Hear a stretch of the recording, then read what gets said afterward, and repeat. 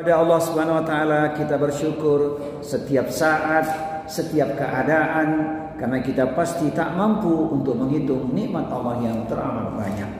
Pada Nabi Muhammad kita bersolawat, mencintainya, mengamalkan Al-Quran dan As-Sunnah agar kita semua bahagia selama dunia dan akhirat. Amin Allahumma amin. Baik jemaah sekalian, pecinta ilmu berindu surga, Majelis Talim MTDI. Mari kita luruskan niat sama dengan ungkapan MC kita. Mari kita luruskan niat. Cuman ini sedikit bersair. Mari kita luruskan niat karena Allah kita bertemu. Karena ukhuwah jangan berpisah. Kita hadir di majelis ilmu. Semoga Allah turunkan berkah. Itu yang pertama. Yang kedua, karena Allah kita bertemu. Karena ukhuwah jangan berpisah. Semangat hadir di majelis ilmu agar kita menjadi ahlul jannah. Amin ya rabbal alamin. Billahi taufik wal hidayah. Kalimatnya biar pas kan, hidayah gitu ya. Baik, mudah sekalian, tema ini yang dipilih rupanya. Emang sedang terpuruk? Bisa lihat nih, elok-elok saja, baik-baik saja di sini semuanya, masya Allah. Suka atau tidak, situasi ini kadang terjadi, betul? Tapi jangan langsung menyimpulkan yang terpuruk pasti terburuk, belum tentu. Suatu ketika kita terpuruk, tapi dinaikkan derajat oleh Allah Subhanahu Wa Taala. Terpuruk itu kan relatif, dari sudut pandang mana kita melihatnya. Yang salah itu kalau terburuk ya. Kalau terburuk, na'udzubillah min dzalik. Baik. Izin ya, saya mengungkapkan beberapa pesan-pesan berikut ini karena memang ini yang terjadi. Keterpurukan hidup adalah suatu kondisi di mana seseorang mengalami kesulitan atau kegagalan dalam berbagai aspek kehidupan. Ini yang paling sering terjadi. Seperti pertama finansial atau urusan keuangan. Kemudian yang kedua, emosional, psikologisnya sedang terganggu. Yang ketiga, sosial, hubungan dengan orang lain, kita lebih menyebutnya dengan hablum minanas, sedang tidak baik-baik saja. Atau yang keempat, karena karier, pekerjaan atau profesi yang mentok begitu-begitu saja, alias tidak berkembang, bahkan makin berat tantangannya. Dan yang kelima, ini yang banyak dikeluhkan khususnya oleh para lansia, yaitu kesehatan. Sehat semua ibu-ibu sekalian? Alhamdulillah. Sehat ada berapa, Bu? Masih ingat nggak? Sehat ada 4. Sehat jasmani, sehat rohani, sehat ekonomi, sehat pula situasi dan kondisi. Jadi 4-4-nya itu penting ya. Baik. Nah, keterpurukan hidup itu dapat disebabkan oleh berbagai faktor. Di antaranya ya, ini yang paling banyak terjadi yaitu jauh dari Allah dan lalai beribadah. Itu kita lihat di Quran, suratnya surat Toha. Surat yang ke-20 124. Surat 20 ayat 124. Surat 20 ayat ke-124. Dan barang siapa berpaling dari peringatanku, maka sungguh dia akan menjalani kehidupan yang sempit. Ma'isyatan dongkah, hidup yang sempit itu. Lalai dari Allah, jauh dari Allah, ya otomatis. Nah, itu dia poinnya di ayat 124 itu ya. Iya.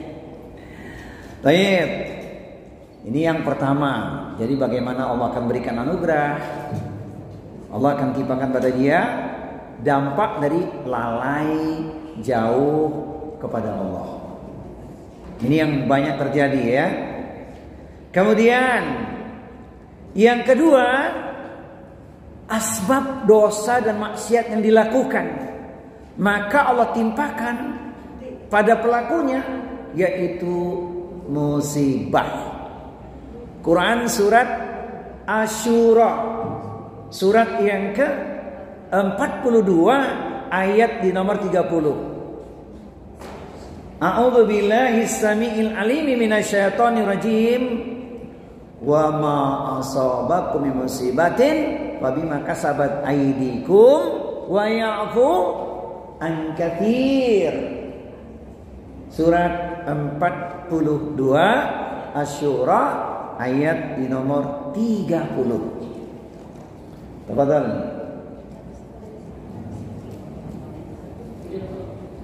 Dan musibah apapun yang menimpa kamu adalah karena perbuatan tanganmu sendiri, dan Allah memaafkan banyak dari kesalahan-kesalahan. Benar nggak? Allah tuh masih sayang kepada kita. Wa ya'fu an katsir, banyak maaf Allah diberikan kepada kita. Coba bayangkan ketika kita melakukan perbuatan dosa atau maksiat, kemudian Allah tidak memberikan maaf, langsung diiqab, langsung dihukum, wassalam sudah hidup kita alias lenyap kita dari muka bumi. Jadi sayangnya Allah kepada kita itu diberi ruang kesempatan untuk kembali ke jalan yang benar. Dan di ayat yang lain kita temukan itu kerusakan di darat dan di laut karena ulah tangan manusia sendiri. Namun Allah berikan peringatan dari sebagian itu agar mereka kembali ke jalan yang benar. Kita sudah pernah membaca juga Quran surat Ar-Rum kan? Surat yang ke-30 ayatnya nomor 41. Dhaharal fasadu fil bari wal bahri bima kasabat aydin nas liyudhiqum ba'dal ladzi 'amilu la'allahum yarji'un. Telah nampak kerusakan di darat dan di laut karena ulah tangan perbuatan manusia sendiri. Maka Allah memberikan kepada mereka peringatan. Kalau bahasa yang jujur itu sentilan, bahasa yang agak keras sedikit persekot,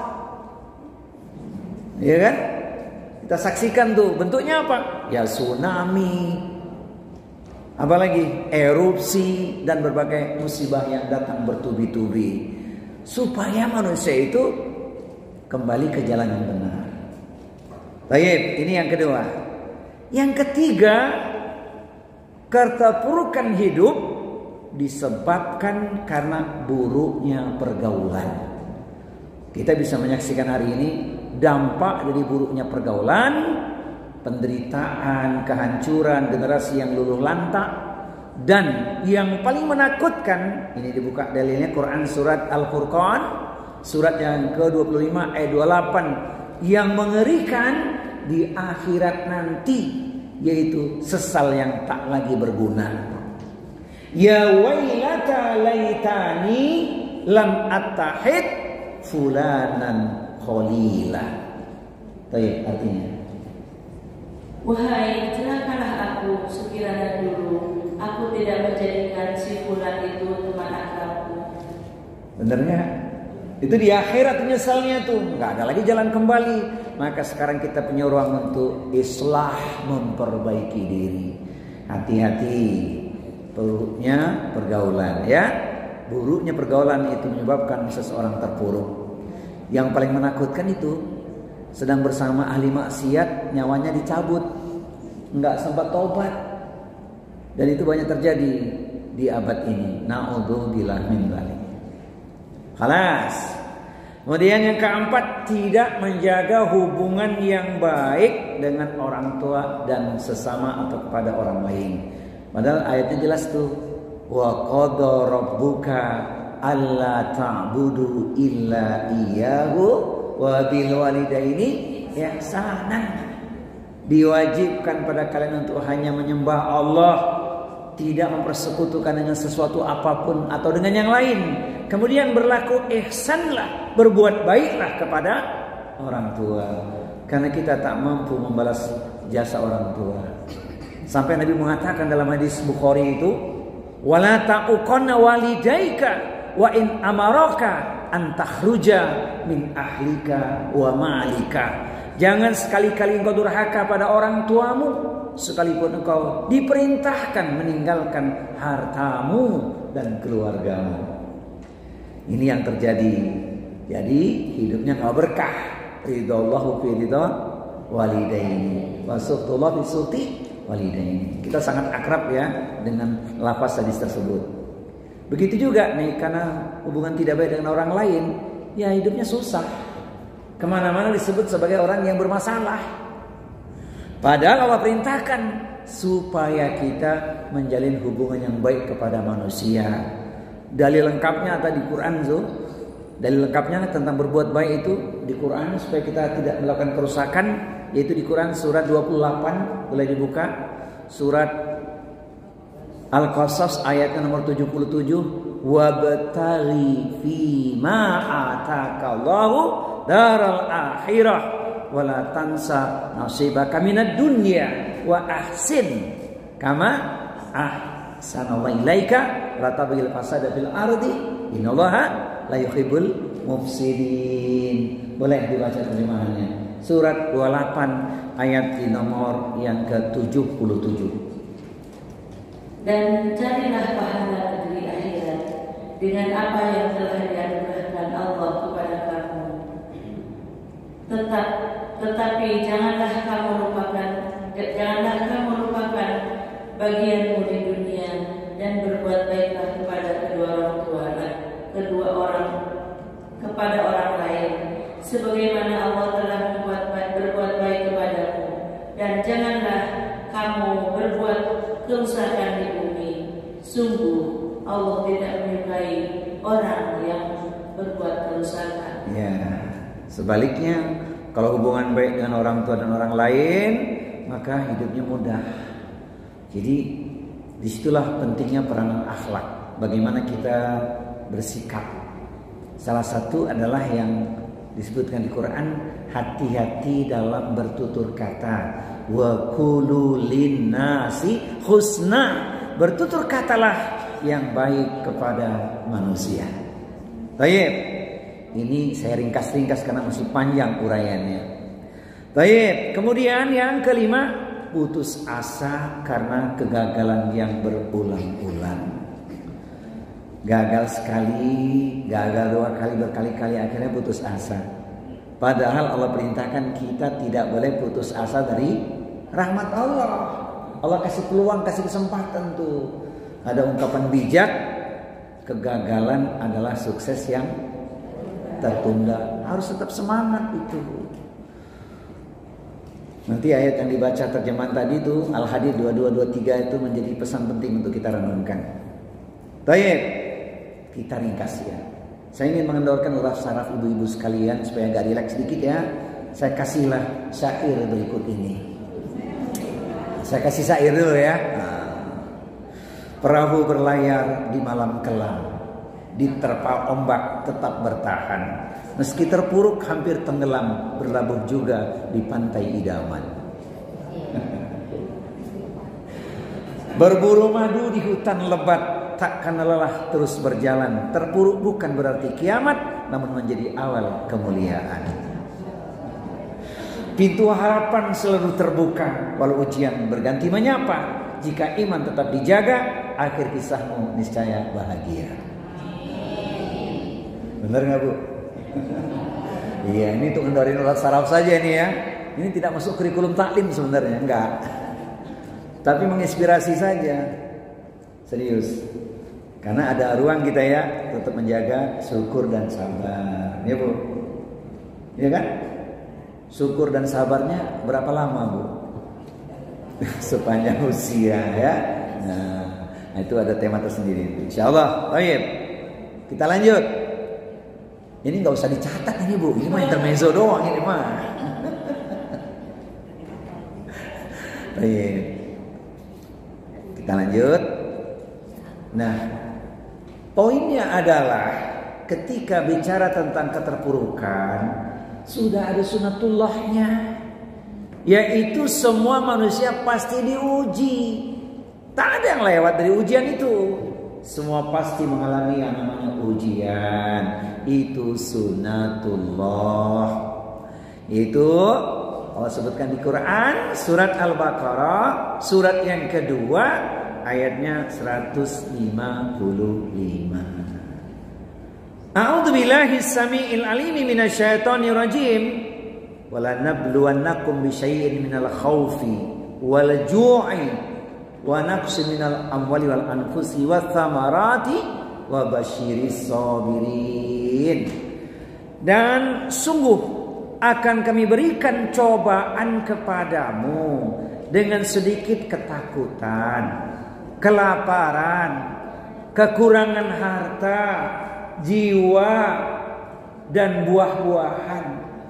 Dan berikanlah berita gembira kepada orang-orang yang sabar. Jadi ayat ini pasti kita alami. Banyak hal yang sudah kita alami berkaitan dengan ayat ini ya. Macam-macam lah itu. Dulu pernah kelaparan ya, pernah ketakutan, dan sebagian kita sudah banyak kehilangan orang yang kita cintai, yaitu orang tua kita.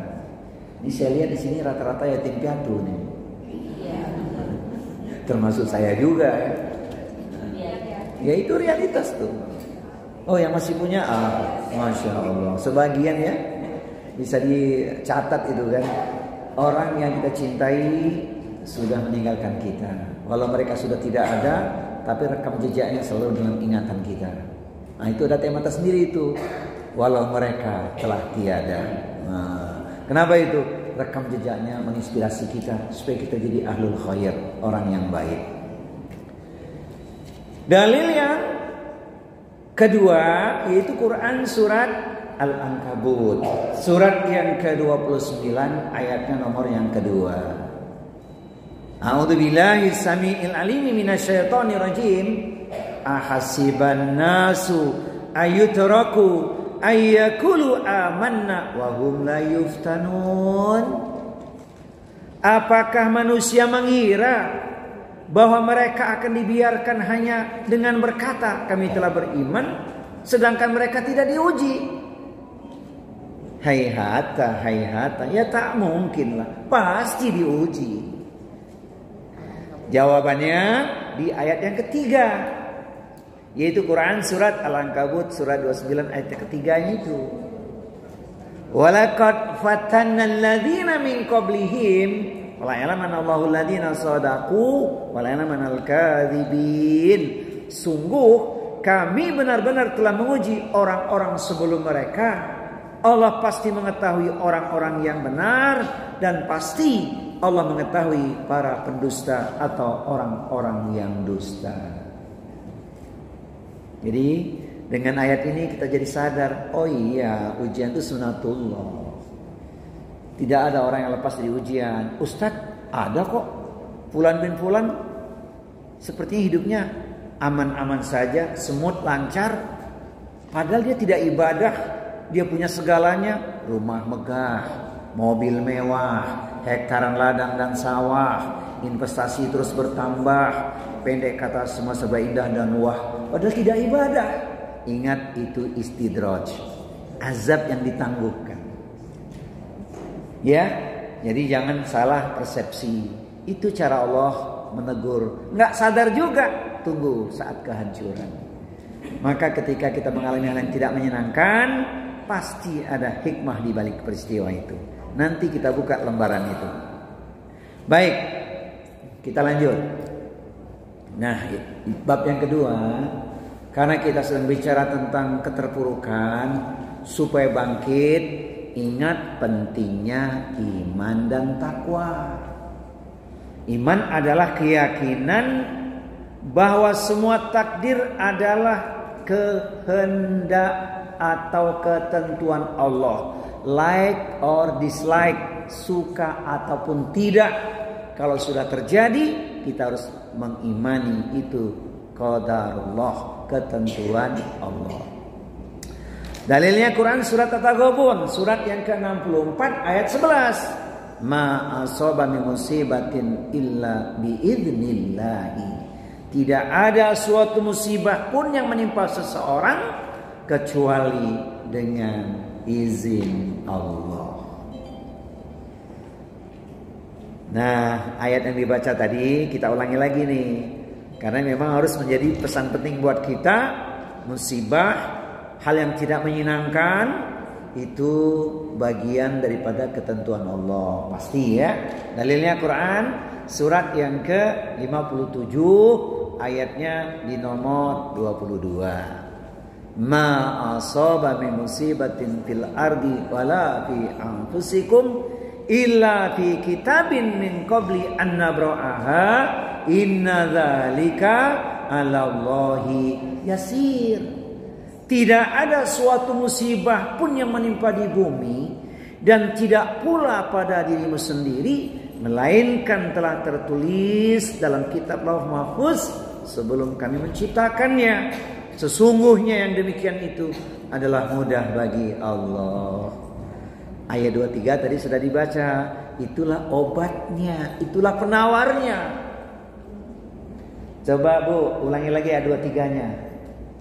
Surat Al-Hadid 23-nya, likaila ta'sau 'ala ma fatakum wa la tafrahu bima atakum wallahu la yuhibbu kulla mukhtalin fakhur. Ayo. Agar kamu tidak bersedih hati terhadap apa yang luput dari kamu dan tidak pula terlalu gembira terhadap apa yang diberikannya kepadamu, dan Allah tidak menyukai setiap orang yang sombong dan memaksakan diri. Ibu sekalian, izinkan saya bertanya, apakah semua agenda kita, planning kita bisa kita selesaikan? Katakan sejujurnya. Apakah semua cita-cita kita bisa kita raih? Bahkan tak mungkin lagi untuk kita raih karena usia kita semakin senja. Betul nggak? Itu sunatullah, menunjukkan kita tak punya kemampuan. Kita hanya insan yang dhaif. Maka ketika tak mampu kita raih impian dan harapan atau luput dari genggaman, jangan larut dalam kesedihan. Itu memang jatah kita, porsi kita. Setelah kita sempurnakan ikhtiar, kita mesti terima. Namun ketika Allah berikan kepada kita anugerah, karunia, nikmat, jangan terlalu gembira. Khawatir kita menepuk dada sehingga muncul kesombongan diri. Ini karena kemampuanku, ini karena kecerdasanku. Hati-hati. Jadi hadza min fadli rabbi, itu semua datang dari Allah Subhanahu wa taala. Baik. Kita lanjut. Sekarang dari hadis Jibril ya. Hadis ini pun kita sangat akrab ya. Ketika Rasulullah ditanya tentang iman, beliau bersabda atau beliau menjawab, iman adalah engkau beriman kepada Allah, malaikatnya, kitab-kitabnya, rasul-rasulnya, hari akhir, dan engkau beriman kepada takdir yang baik maupun yang buruk, khairihi wa syarihi, mesti terima. Kalau sudah begitu, terasa ringan beban kita. Nah, hadis berikut ini, Masya Allah, makin menguatkan keyakinan kita. Rasul mengatakan dalam hadis Tirmidzi ini, khalaqallahu kulla syai'in fakataba hayataha wa mautaha wa musibataha wa rizqaha. Bahwa Allah menciptakan segala sesuatu, lalu Dia menuliskan kehidupannya, itu yang pertama. Kemudian kematiannya, itu yang kedua. Kemudian musibahnya, itu yang ketiga. Dan rezekinya, itu yang keempat. Kita sudah melalui yang mana, Bu? Yang sudah kita lalui yang mana?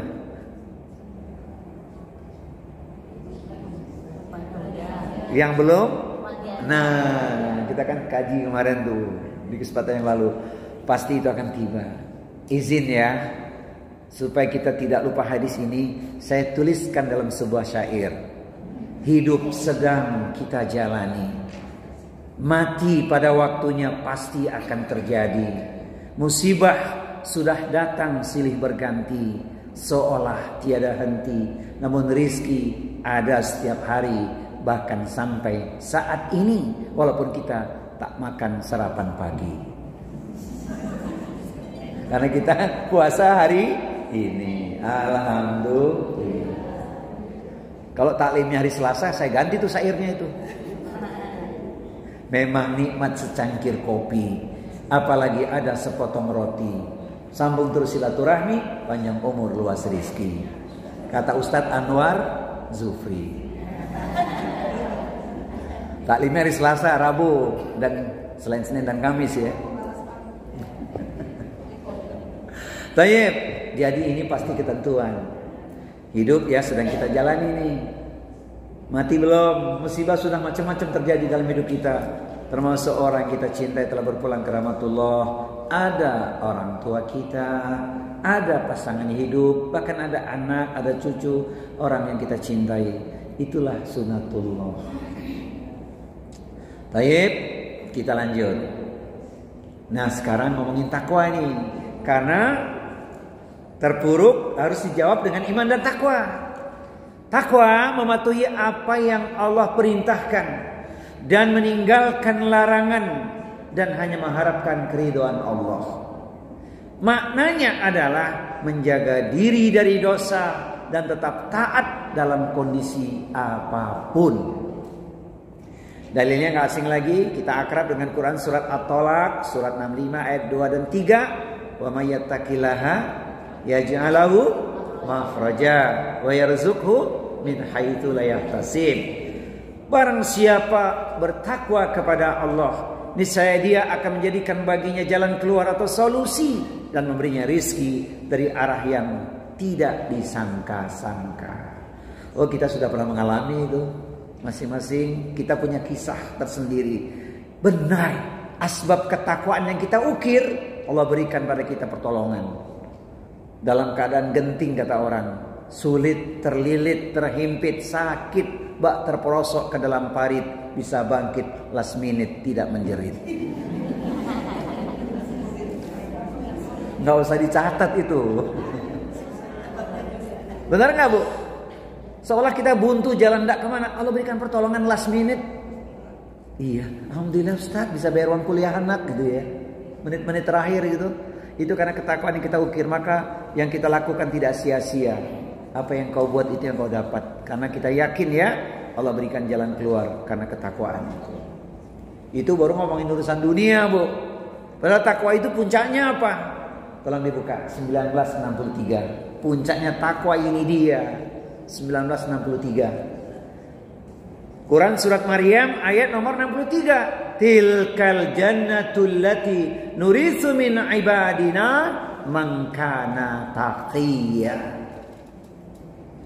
Ya artinya 1963. Itulah surga yang akan kami wariskan kepada hamba-hamba kami yang selalu bertakwa. Bukankah itu yang ingin kita raih Bu? Puncak takwa itu dia. Sebelum surga sebenarnya sudah ada taman surga di dunia. Di Majelis Ilmu hari ini 150 orang hari ini ya. Amin. Alhamdulillah. Masya Allah. Malaikat mengaminkan doa kita insya Allah. Amin.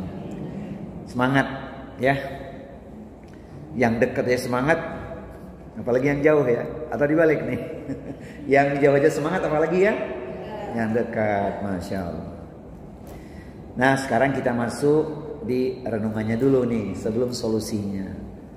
Yaitu yang keempat, babnya renungan hikmah ujian hidup. Ya. Jadi yang keempat ini renungan hikmah ujian hidup. Sebab kita tak lepas dari yang namanya ujian hidup. Menghapuskan dosa. Hadisnya nggak saya tulis, tapi saya yakin ibu-ibu sekalian sudah pernah menyimak hadis ini. Yaitu ma yusibul muslima min nasabin wala wasabin wala hammin wala husnin wala adha wala ghammin hatta syaukati yushakuha illa kafarhu biha min khotoyahu. Tidaklah satu musibah yang ditimpakan pada diri setiap muslim, penderitaan, sakit, kesedihan, gangguan, gundah hati, bahkan sekalipun duri yang menusuknya, kecuali menjadi penghapus dari dosa-dosa dan kesalahan-kesalahannya. Itu artinya Allah meningkatkan derajat kita itu. Jadi yang terpuruk belum tentu terburuk. Allah sedang uji dia, lulus ujian tersebut menjadi penghapus dosa, menguatkan jiwa dan ketergantungan pada Allah semata, bukan kepada makhluk. Jadi hadis tadi pasti kita alami itu. Asalkan kita di posisi yang benar itu, diuji, ridho menerimanya, sabar dan tidak menyalahkan keadaan, tapi kita menjalani dengan ridho. Oleh karena itu dikatakan sabar luas tanpa batas. Innama yuwaffas sabiruna ajrahum bighairi hisab. Nanti kita luaskan di lembar berikutnya solusinya.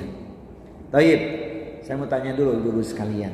Hadis yang saya sampaikan tadi Bukhari Muslim itu kan sudah sering dengar kan?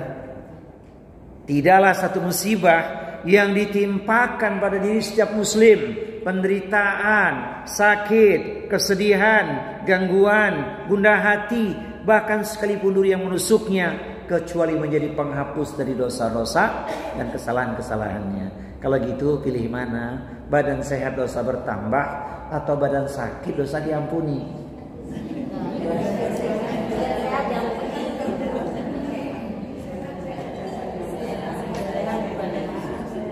Jawabannya kok lainnya. Itu opsi berarti ya. Maunya sih gitu ya, sehat terus gitu ya.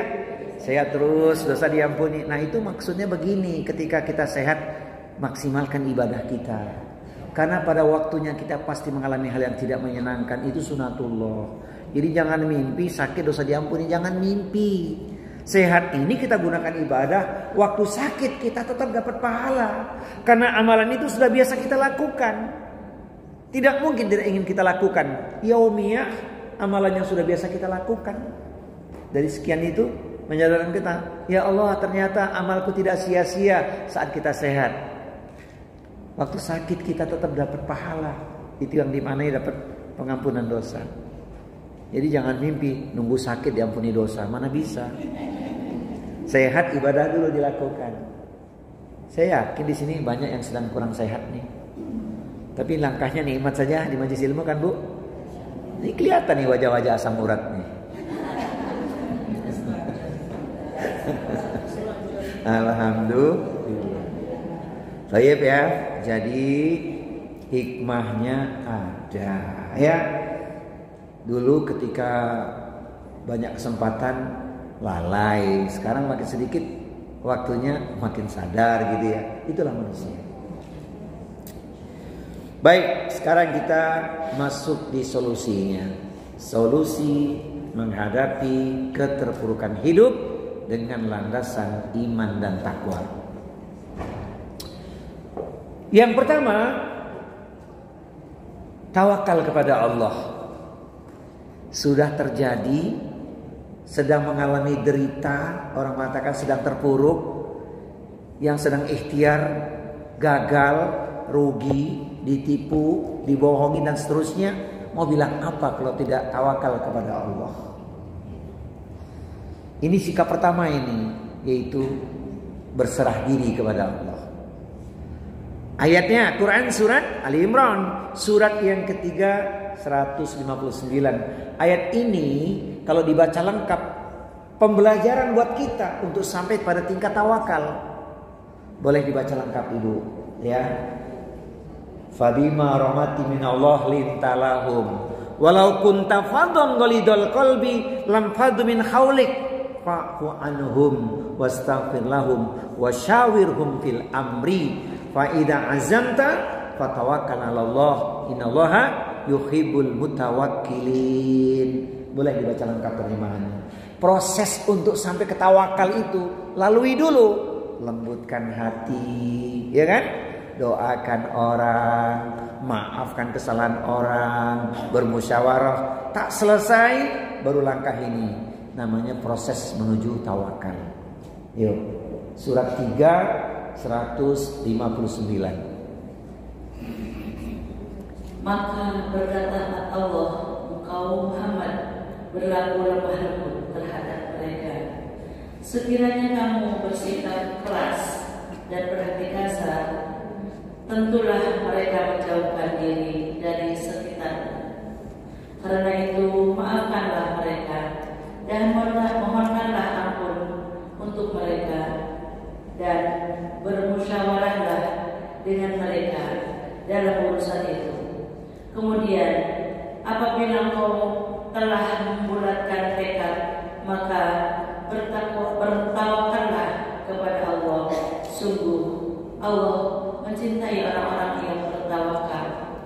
Bagaimana bisa tawakal kalau prosesnya nggak dilalui dulu? Lembutkan hati dulu, ya kan? Doakan orang, maafkan kesalahan orang. Tak selesai musyawarah dalam hal itu. Apa yang sedang diproses, apa yang sedang dijalani, selesaikan. Tak selesai, ya bertawakal pada Allah.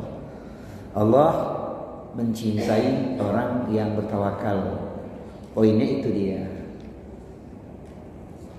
Sahabat Umar bin Khattab memberikan kalimat yang sangat indah urusan tawakal ini, yaitu lau annakum tatawakkaluna haqqa tawakkulihi la ruziktum kama yurzaku tayru taghdu khimasan wa taruhu bitona.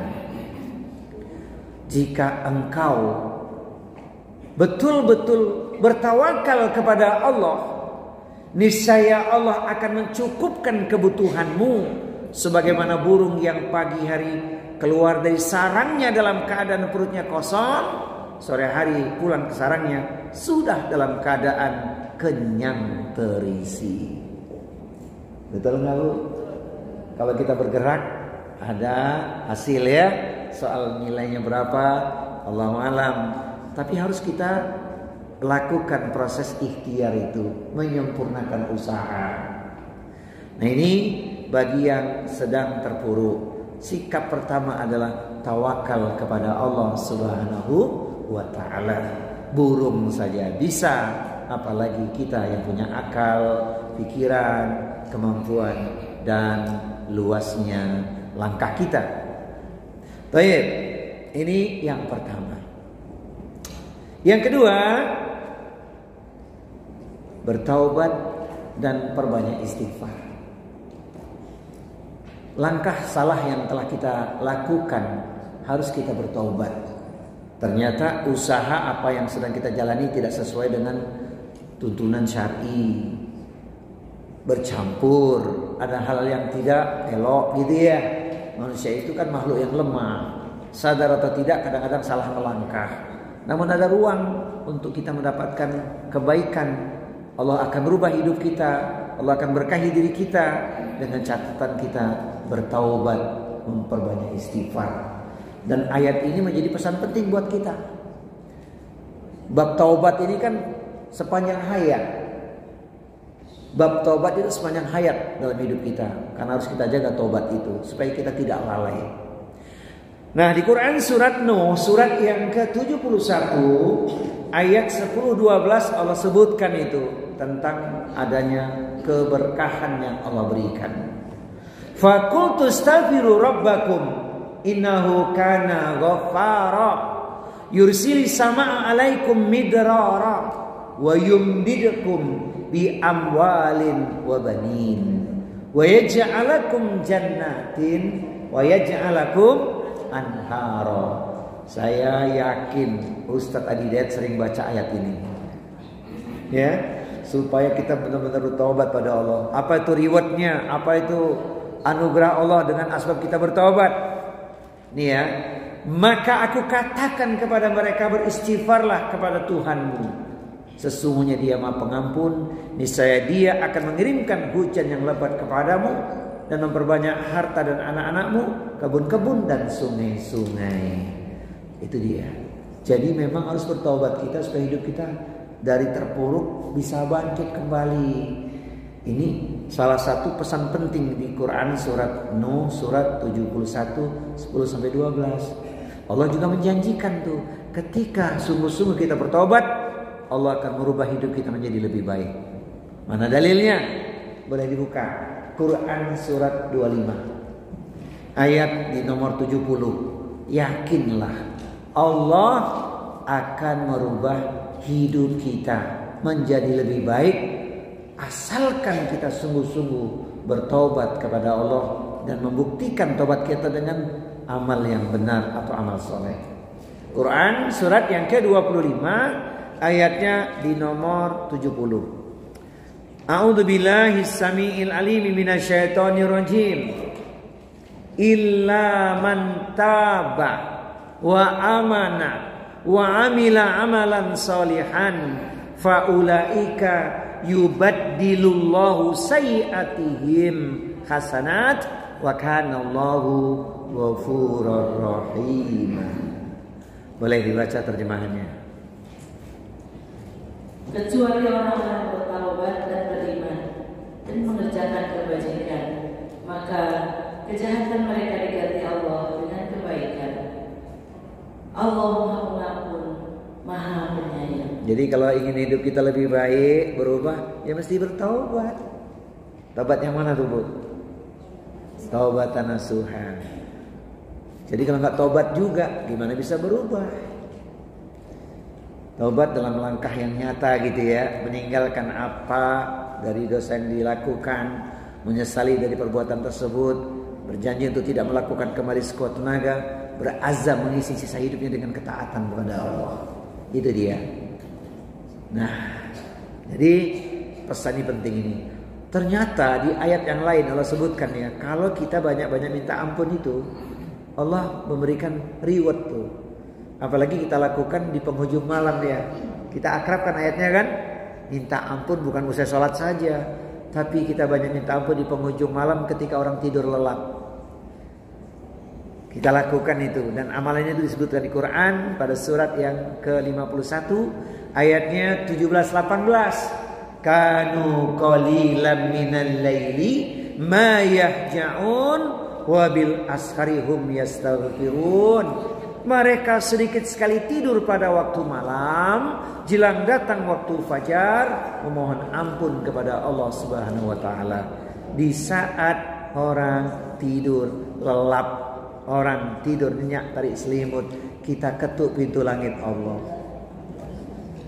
Masya Allah. Yakinlah, karena kan Allah turun ke langit dunia mengabulkan doa hambanya. Yang minta ampunan Allah ampuni dosanya, yang punya persoalan Allah berikan solusi untuknya, yang punya hajat permohonan Allah akan kabulkan doanya. Dilakukan dengan istiqomah. Ya, Masya Allah. Lautan istighfar luar biasa, manfaat yang sangat banyak. Baik, kita lanjut.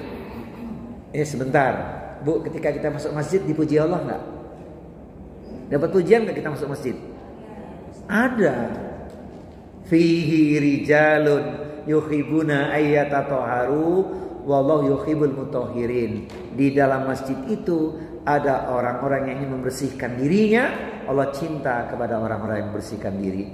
Jadi masuk masjid insya Allah dosa kita diampuni Allah, amin. Dari rumah menuju masjid, satu demi satu langkah kita menggugurkan dosa. Di masjid kita minta ampun, Allah ampuni dosa kita. Sampai di rumah semoga tetap kita jaga ya. Nomor yang ketiga, sabar dan sholat. Iya, orang yang terpuruk kalau nggak sabar, nggak sholat, ya makin berat nanti ya. Bahasa jujurnya, sabar itu menguatkan kita. Ya, sholat dimaknai dengan berdoa mohon pada Allah SWT. Ayat ini nggak asing lagi ya, khusus untuk orang yang beriman. Di Quran surat Al-Baqarah, surat yang kedua ayatnya 45, kemudian di ayat yang ke-153 ya. Wasta'inu bisabri wassalah. Harus, intinya jadikanlah salat dan sabar dan salat sebagai penolongmu. Ketika mengalami derita nggak sabar, selesai kita. Jadi yang nggak sabar bubar, tapi yang sabar dia bisa menahan diri. Yang tadinya dia mesti marah, dia tahan dirinya. Hentakan pertama yang dia alami, mampu dia tahan. Kalau aku perturutkan amarah atau emosiku, tidak menyelesaikan persoalan. Jadi sabar itu luar biasa. Tentunya kalau ngomongin sabar, pasti lengkap. Sabar yang lengkap yang gimana tuh? Sabar mentaati apa yang Allah perintahkan. Ya pastilah. Kalau sudah ada perintahnya, sami'na wa ata'na, sabar dalam ketaatan. Kemudian tidak cukup hanya mentaati Allah dan Rasulnya, tidak bermaksiat, baru sabarnya bertambah itu. Sebab kalau masih maksiat juga, ya doanya nggak dikabulkan, terhalang nanti. Yang kedua, sudah tidak bermaksiat, dia tinggalkan dosa, dan dia harus ridho, menerima apa yang jadi ketentuan Allah. Sabar menerima ujian atau musibahnya. Nah, ayat ini kita kuatkan nih betapa indahnya janji Allah Subhanahu wa taala ketika kita menjadi ahli sabar. Ayatnya di Quran surat Az-Zumar. Silakan dibuka Quran surat Az-Zumar, surat yang ke-39, ayatnya ada di nomor 10. Ada pesan penting yang menarik di ayat tersebut.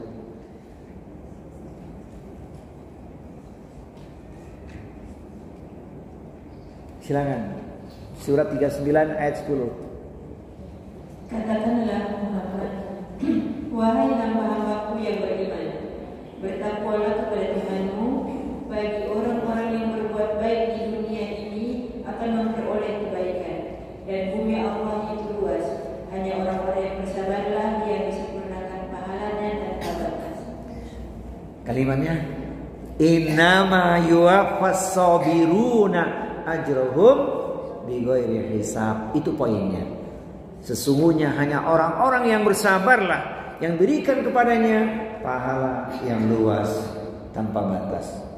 Berarti sabar itu tidak ada batasnya. Berarti sabar itu sepanjang usia kita. Wih, keren ini sabar ini, Masya Allah. Dan kita sudah menjalani itu ujian berbagai macam. Insya Allah sekarang udah lebih sabar nih. Sudah bisa menyikapi keadaan ya.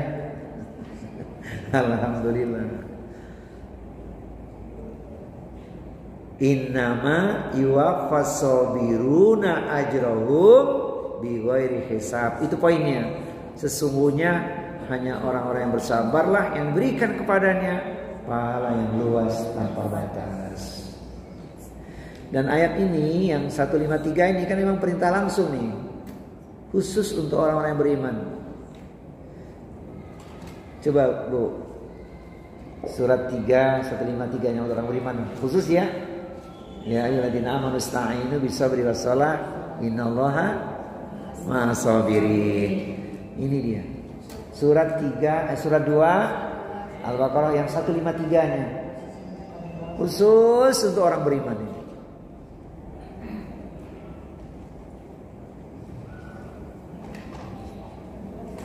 Wahai orang-orang yang beriman, mohonlah pertolongan kepada Allah dengan sabar dan sholat. Sungguh Allah beserta orang-orang yang bersabar. Ya. Pertanyaannya ibu sekalian, kira-kira kita sudah termasuk orang yang sabar atau belum ya? Ini saya lihat di sini wajah-wajah sabar semua di sini. Semoga sabarnya bukan cuma di masjid ya. Di rumah juga sabar lah. Sabar menghadapi siapa ya? Insya Allah sabar ya Bu ya. Iya. Masya Allah. Ketika kita bersabar, maka kita dapat anugerah ya, dapat reward. Baik. Cukupkah dengan bersabar? Tidak ya. Nah, kita lanjut nomor yang kelima, yaitu bersyukur atas nikmat yang ada. Ayat ini gak asing lagi. Memang Allah berikan pada kita tambah nikmat jika kita betul-betul bersyukur. Wa itta'adzana rabbukum la in syakartum la zidannakum wa la in kafartum inna adzabi lasyadid. Itu kan kalau kita buat kalimat indah dia, beri kabar gembira gitu. Iklankan, promosikan, let no please. Yang bersyukur makmur, tapi yang kufur pasti hancur. Yang bersyukur Allah tambah nikmat, yang kufur Allah siksa dia. Padahal kalau kita mau jujur, tak bisa kita menghitung nikmat Allah itu. Tapi manusia banyak yang mengkufuri nikmat Allah. Ibu boleh dibuka ayat yang ke-34-nya ya. Ayat yang ke-34-nya supaya kita sadar bersyukur atas nikmat yang ada. Quran surat Ibrahim surat yang ke-14 ayat nomor 34-nya. Wa in ta'uddu ni'matallahi la tuhsuha innal insana ladzalumun kafar.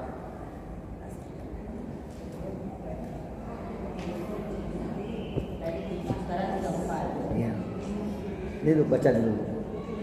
Saya memudahkan biar sabar, syukur dulu, nanti baru kita naik. Susunannya tinggal diatur aja. Ya. Dan Dia telah memberikan kepada segala apa yang kamu mohonkan kepadanya. Dan jika kamu berhitung nikmat Allah, niscaya kamu tidak akan mampu menghitungnya. Sungguh manusia itu sangatlah zalim dan sangat mengingkari nikmat Allah. Kan pasangan sabar syukur, ya. Ini tinggal dilukir aja supaya langsung nyambung gitu ya. Ya, jadi sebenarnya tinggal kita kuatkan sabar dan syukur kita. Mengapa demikian? Karena Rasul mengatakan orang beriman itu mesti duduk di dua sisi, bersyukur dan bersabar, bersabar dan bersyukur. Kalau nggak bersyukur, nggak bersabar, ya nggak selesai gitu. Ya, nanti tinggal kita silakan ditulisnya, nggak apa-apa. Supaya memudahkan kita memahaminya, saya naikkan dulu sabar dan syukur dulu. Sebab bersyukur itu mudah diucapkan, wajib diamalkan. Iya, serius nih. Syukur itu kan lengkap Ibu ya. Dan ada bab tersendiri tentang bagaimana sih memaknai syukur itu. Secara umum saja, yaitu orang yang bersyukur itu pasti merasa puas, qanaah dengan apa yang Allah telah berikan kepadanya. Pernah dengar ungkapan Imam Syafi'i yang satu ini barangkali Ibu, di tema yang lain barangkali tadi perlu saya masukkan kemari. Saya tidak tuliskan. Imam Syafi'i mengatakan begini, "Idza ma kunta dza qalbin qanu'in fa anta wa malikud dunya sawaun." Jika engkau memiliki jiwa yang qanaah, maka kedudukanmu dengan sang raja adalah sama saja. Sebab letak bahagia di mana, Bu? Di hati kan. Jadi kalau hati kita sudah qanaah, merasa puas, bersyukur apa yang Allah berikan, tidak ada beban lagi. Kita nggak bisa ngitung nikmat Allah, gimana nggak bersyukur, ya kan? Terus kita qanaah, merasa puas dengan apa yang Allah berikan, tidak ada beban lagi. Bukan berarti lantas melemahkan semangat, tidak. Ikhtiar harus kita sempurnakan.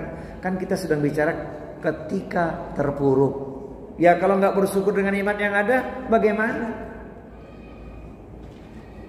Jika engkau memiliki hati atau jiwa yang qanaah, maka kedudukanmu dengan sang raja adalah sama. Jadi yang mengobati jiwa kita, hati kita mesti kita terima, syukur dengan nikmat yang ada. Tadi ayatnya sudah dibaca, tidak bisa kita menghitung nikmat Allah, tak bisa.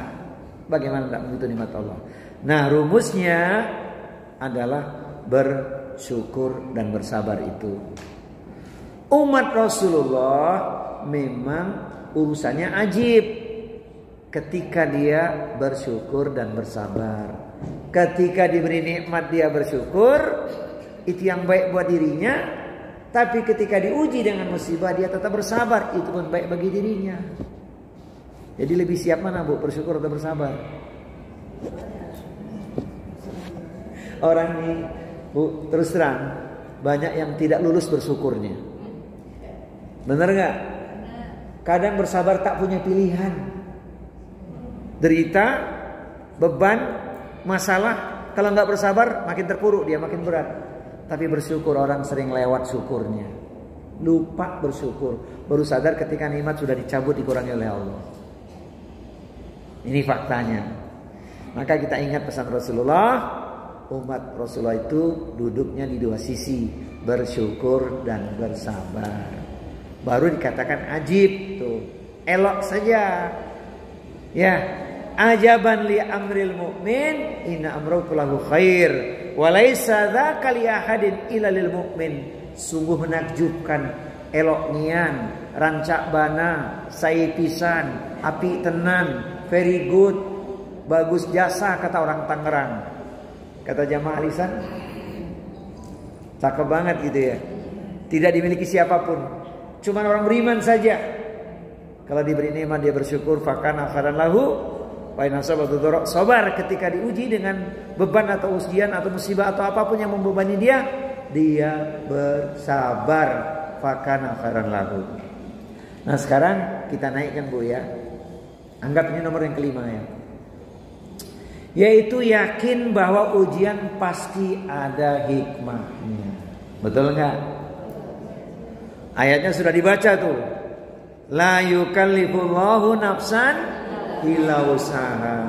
Allah tidak membebani seseorang melainkan sesuai dengan kesanggupannya.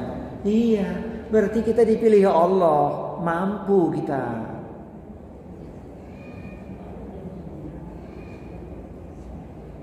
Setuju nggak Bu kalau saya tulis kalimat bersyukur, bersabar, mengupur resah dan gelisah? Setuju nggak? Bersyukur dan bersabar, mengubur resah dan gelisah. Sebab yakin ada hikmah di balik peristiwa itu. Bahkan Allah sebutkan di Quran ayat yang satu ini supaya kita makin optimis ya. Benar itu, hikmahnya banyak. Surat Al-Baqarah 216. Silakan dibuka. Wa asa an takrahu syai'an wa huwa khairul lakum wa asa an tuhibbu syai'an wa syarrul lakum wallahu ya'lamu wa antum la ta'lamun. Quran surat yang kedua Al-Baqarah di ayat nomor 216. Di awal ayat Allah katakan apa? Kutiba alaikumul qitalu wa huwa kurhun lakum. Tuh yang dialami saudara kita di Palestina itu. Wajib mereka berperang. Surat 2 216. Diwajibkan atas kamu berperang. Padahal itu tidak menyenangkan bagimu. Tetapi boleh jadi kamu tidak menyenangi sesuatu, padahal itu baik bagimu. Dan boleh jadi kamu menyukai sesuatu, padahal itu tidak baik bagimu. Allah mengetahui Allah mengetahui sedang kamu tidak mengetahui. Ibu, gimana saudara kita yang sedang berjuang di Palestina itu? Syahidnya jelas, ya kan? Doa miliaran umat Islam mendoakan, kok tidak dikabulkan? Siapa bilang Allah kabulkan dengan cara Allah? Bukankah kematian paling indah itu adalah syahid? Qadarullah, hati kaum muslim ini belum bersatu. Kalau bersatu umat Islam selesai itu Israel itu. Betul nggak? Ada apa di balik itu? Ini ujian kan sebenarnya. Dan luar biasanya anak-anak Palestina tidak ada rasa takutnya. Kebanggaan bagi keluarganya kalau mereka syahid luar biasa. Kita punya ruang untuk berbuat sesuatu sesuai kemampuan kita, ya kan? Masya Allah. Nah, dalam kehidupan kita jangan langsung kita tidak bisa menerima. Terima. Pasti ada hikmah. Pasti ada hikmahnya. Dari halal apapun yang kita nilai begini dan begitu, tidak. Kita ngomong seandainya saja, kalau di porsi yang salah itu bisa membahayakan kita. Kan sudah pernah dapat pelajaran itu kan? Jangan gampang ngomong seandainya di porsi yang salah. Ucapkan seandainya di kalimat yang benar saja. Contohnya yang salah apa? Seandainya. Iya kan? Paling sering apa tuh Bu? Seandainya aku tidak lewat ini, jalan ini pasti gak macet nih. Paling sering tuh ya. Seandainya aku gak bisnis sama kamu, gak rugi aku. Udah terjadi, mau bilang apa? Ternyata hikmahnya ada. Macet tapi selamat tuh. Iya kan? Dan banyak peristiwa yang orang mengatakan begini. Oh tidak. Tidak. Allah Maha mengetahui, kita tidak mengetahui. Jadi jalani saja. Ambil hikmahnya. Jadi Bu, supaya apa? Kita bisa paham ujian itu meningkatkan derajat kita. Nanti di konklusi kita ulang lagi. Di konklusinya ya, di kesimpulannya. Jadi setelah kita menjalani berbagai hal hidup ini Bu, gimana? Makin banyak hikmahnya ya. Betul Bu? Iyalah. Bertambah pengalaman hidup, ya kan? Yang tadinya galak gitu ya. Maka Bu, kalau menghadapi sesuatu, dua sikap di atas tadi itu, sabar dan syukur. Ibu kalau bersyukur tuh jangan pakai tapi. Ya. Kalau sudah syukur alhamdulillah saja. Kan sering kalimatnya ditambah-tambah itu. Alhamdulillah punya suami tampan tapi galak.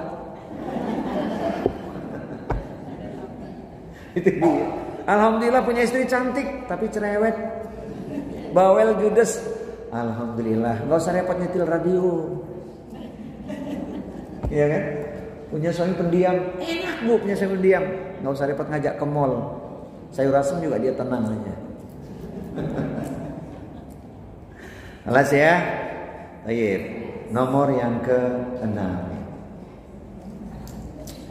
Berteman dengan orang solih dan lingkungan positif, kita akan keluar dari keterpurukan. Masya Allah.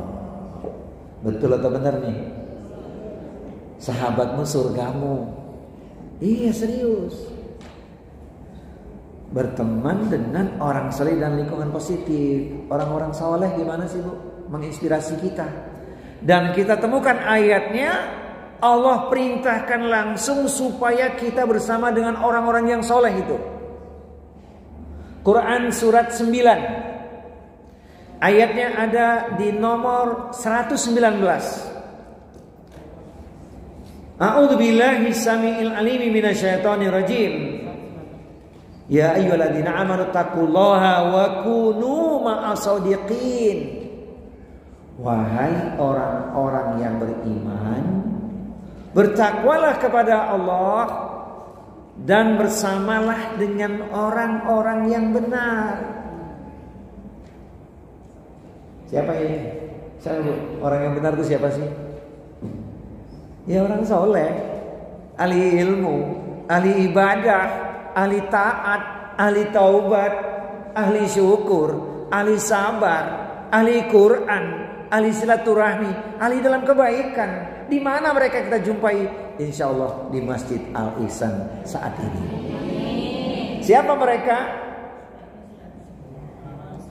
Insya Allah kita semua ya. Amin ya Rabbal Alamin. Kan kita sedang membangun komunitas di tengah orang-orang soleh ini. Coba Bu baca sekali lagi ayatnya itu. Surat 9 119. Apa kata Allah? Ya ayyuhalladzina amanu taqullaha wa kunu ma'as-shadiqin. Wahai orang-orang yang beriman, bertakwalah kepada Allah dan bersamalah kamu dengan orang-orang yang benar. Iya. Itu ayat yang sangat mengesankan. Masya Allah. Yang digambarkan dalam ungkapan kalbu saya begini. Komunikasi lewat udara, walau dengan media WA. Bersahabatlah lillahi ta'ala agar kelak kita bersama di surga. Gak usah dicatat itu. Itu ungkapan kalbu saya begitu. Digambarkan seperti apa bu? Kalau kita bergaul dengan orang soleh itu seperti bergaul dengan penjual minyak wangi atau parfum.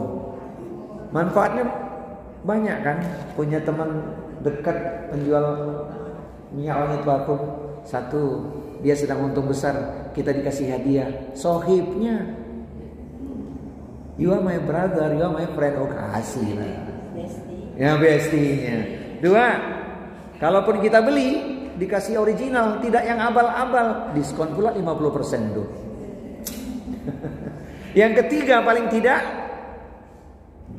testernya, cobain dulu nih, Masya Allah. Makanya kalau dengan orang soleh dapat manfaatnya, doanya insya Allah terangkat. Dan tidak mungkin orang soleh itu ingin mengkhianati kita. Bersahabat lillahi ta'ala, tidak ada udang di balik. Iya. Soalnya kalau orang bergaul ada kepentingan duniawi, pasti kebaca di kemudian hari. Oh ini dia, habis manis sepah di. Oh, enggak begitu. Bersahabatnya karena sama-sama ingin saling menyelamatkan. Kan doanya diajarkan di Al-Quran supaya kita bebas dari kebencian dengan saudara kita ya. Rabbana ighfir lana wa li ikhwanina alladzina sabaquna bil iman wa la taj'al fi qulubina ghillan lil ladzina amanu Rabbana innaka ra'ufur rahim. Sebaliknya kalau bergaul dengan peniup tungku api alias pandai besi, ada potensi terkena percikan api, baju bisa berlubang. Kalaupun tidak, asapnya mengenai badan kita atau pakaian kita, baunya kemana-mana. Siapa sih sohibnya? Dia. Pantas. Ya. Tapi kalau orang soleh sahabat kita, siapa sih sohibnya? Oh iya, Masya Allah. Nah itu dia. Kata Rasulullah, ini dia hadisnya ya. Rasulullah bersabda, Al-mar'u ala dini khalilihi falyandur ahadukum man yukhalil. Seseorang itu tergantung agama temannya. Maka perhatikanlah dengan siapa ia berteman. Who is his friend? Siapa sih temannya? Oh, temannya orang baik, alhamdulillah. Masya Allah. Mudah-mudahan ya kita termasuk dalam kelompok yang Rasul katakan ini ya, orang-orang yang baik gitu. Amin ya Rabbal alamin. Jadi pengaruhnya luar biasa karena pertemanan itu. Bisa jalan ke surga, bisa jalan ke neraka. Oleh karena itu kita diperintah memiliki teman sebanyak-banyaknya, orang-orang yang soleh, orang-orang yang baik. Karena ada potensi kita nanti saling memberi syafaat di akhirat nanti.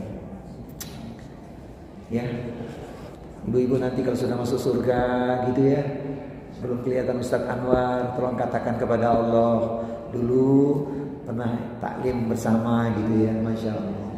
Ya, begitu pun sebaliknya, insya Allah. Apakah indah bersahabat karena Allah itu Bu ya? Iya.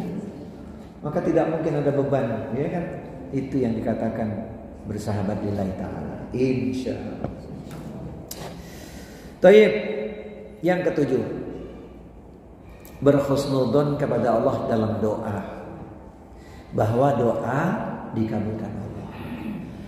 Letih lelah berdoa sampai sekian lama kok nggak dikabulkan juga, mungkin ada penghalangnya. Mungkin kita istijal, tergesa-gesa pengen dikabulkan, padahal Allah sudah mengabulkan doa kita, cuman tidak kita sadari saja. Apa nggak nikmat Bu? Minta sepeda dikasih motor oleh Allah, minta motor dikasih mobil oleh Allah, minta mobil dikasih pesawat oleh Allah, walaupun pesawat telepon. Apa nggak nikmat tuh ya? Masya Allah, bahagia kan? Cuman kita karena tidak menyadari. Termasuk cara Allah mengabulkan doa itu, dialihkan kita dari beban derita yang kita tak mampu memikul. Itu yang tidak kita sadari. Iya. Jadi kita tidak mampu, dialihkan oleh Allah, tidak terkena musibah tersebut. Itu cara mengabulkan doa, mengganti dengan yang lebih baik. Nah, syaratnya mesti dipenuhi dulu doa kita. Kenapa doa kita belum dikabulkan? Walaupun tadi jawabannya sudah Allah kabulkan dengan cara Allah, yaitu Allah mengganti dengan yang lebih baik. Yang saya analogikan tadi itu, minta sepeda dikasih motor itu loh. Itu analogi kan? Cuman tidak kita sadari saja. Ya. Lihat ayat ini, bagaimana janji Allah. Quran surat Al-Baqarah surat yang kedua ayatnya nomor 186. A'udzubillahi samii'il 'aliim minasyaitonir rajim. Wa idza sa'alaka 'ibadi 'anni fa inni qarib ujibu da'wata da'i idza da'ani falyastajibu li wal yu'minu bi la'allahum yarshudun. Tafadhol artinya. Tafadholi artinya. Dan apabila hamba-hambaku bertanya kepada Muhammad tentang aku, maka sesungguhnya aku dekat. Aku kabulkan permohonan orang-orang yang berdoa apabila dia berdoa kepadaku. Hendaklah mereka itu memenuhi perintahku dan beriman kepadaku agar mereka memperoleh kebenaran. Jadi syaratnya sudah dipenuhi belum? Satu, hendaknya kita penuhi kewajiban kita. Terus beriman, yaitu husnudzon kepada Allah. Doa kita itu pasti dikabulkan sepanjang doa kita itu baik. Allah tidak mengabulkan sesuai keinginan kita, tapi Allah mengganti dengan yang lebih baik. Pasti anak inda dzani abdi bi, aku tergantung sangkaan hambaku. Jangan-jangan doa kita masih ada penghalangnya. Ma'kuluhu haram, yang dimakan mungkin tercampur dengan yang haram. Masyrabuhu yang diminum ada tercampur dengan yang haram. Malbasuhu mungkin tercampur dengan yang haram. Bagaimana dikabulkan doanya? Dan yang paling sering itu kita kadang-kadang isti'jal, tergesa-gesa. Ya. Alangkah nikmatnya berdoa itu, Bu. Bayangin ya, doa itu ibadah. Adu'a'u wal ibadah. Sudah kita mohon kepada Allah, berpahala pula lagi. Ada potensi doa dikabulkan pula. Maka tak ada ruginya berdoa kepada Allah. Yang dikatakan ayat berikut ini, perhatikan, ada orang yang tidak berdoanya kepada Allah. Quran surat Ghafir atau disebut surat Al-Mu'min, ayatnya di nomor 60. Wa qala rabbukum ud'uni astajib lakum innal ladzina yastakbiruna an ibadati sayadkhuluna jahannama dakhirin. Dan Tuhanmu berfirman, berdoalah kepadaku, niscaya akan aku perkenankan bagimu. Sesungguhnya orang-orang yang sombong tidak mau menyembahku akan aku masukkan, akan masuk ke neraka jahanam dalam keadaan hina. Dalam keadaan hina? Hina, Masya Allah. Nah itu, Bu. Jadi alangkah rugi kalau tidak kita minta kepada Allah. Allah kasih ruang kesempatan, minta kepadaku, aku kabulkan. Berpahala pula lagi. Hanya kita kan tidak tahu kapan doa kita dikabulkan, atau makna yang tadi itu Allah sudah kabulkan dengan cara Allah, hanya kita tidak menyadari. Coba kalau kita buka Al-Quran, itu kan samudera doa. Salat yang kita tunaikan itu Al-Fatihah isinya doa, ya kan? Ketika sujud punya ruang kita saat terdekat memohon kepada Allah. Ayat yang dibaca doa, usai sholat doa, kemana melangkah tidak lepas doa. Zikir pagi doa, zikir petang doa, tanggal tua, tanggal muda apa lagi ya?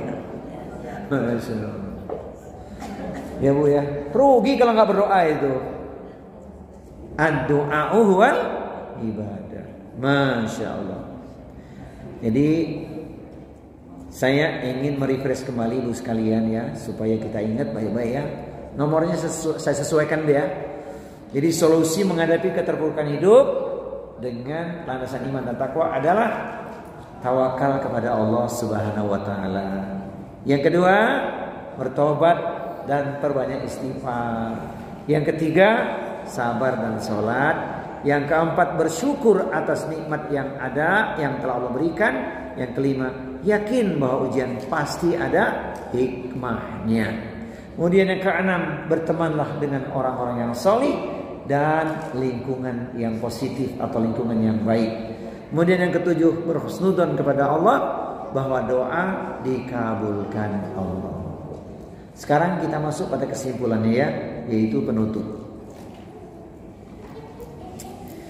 Iman dan takwa adalah benteng hati saat terpuruk. Sebab ketika orang punya iman dan takwa, dia bisa menerima apapun yang sedang dialaminya, sekalipun beban itu berat. Dia tidak akan berkata sudah jatuh tertimpa tangga, tidak akan dia katakan itu. Kemudian jangan menyerah, karena setelah kesulitan ada kemudahan. Bahkan di ayat yang sangat akrab kita disebutkan, bersama kesulitan ada kemudahan. Bersama itu ada, cuman prosesnya. Ketika kita menjalani itu, ingat juga, oh sedikit lagi pertolongan datang, angkorib, dekat lagi. Makanya ada jawaban, ya setelah kita bertahan, setelah kita menguatkan diri, ada berbagai kemudahan yang Allah berikan. Keterpurukan bukan akhir, tapi jalan menuju peningkatan iman. Sebab orang beriman pasti diuji keimanannya. Tidak ada orang yang beriman yang tidak diuji imannya. Hasiban nasu ayutraku ayyakulu amanna wa hum la yuftanun. Apakah cukup kalian dengan mengatakan kami telah beriman sementara tidak diuji lagi? Walaqad fatanna alladziina min qablihim wa ya'lamanna Allahu alladziina shadaqu wa ya'lamanna al-kadzibin. Sungguh Allah telah menguji orang-orang sebelum kalian yang ujiannya jauh lebih berat dibandingkan apa yang kita alami hari ini. Maka Allah mengetahui siapakah orang yang jujur dan siapakah orang yang dusta. Takwa menjadi cahaya di tengah gelapnya ujian. Allahu a'lam bishawab. Saya lihat sudah bangkit semua ini. Sudah bangkit semua ya Bu ya? Gak ada beban lagi insya Allah ya? Sudah mulai kuat ya? Iya, itu perjalanan hidup kita. Jadi kalau hari ini kita mengalami yang tidak menyenangkan, ingat rumusnya. Allah sudah beri. Sabar, berarti kita melihat ke bawah, ada orang yang ujiannya jauh lebih berat dibandingkan apa yang kita alami hari ini. Bukan untuk merendahkan orang, tapi untuk menguatkan kita bukan orang yang paling menderita. Demikian, Allahu a'lam bishawab.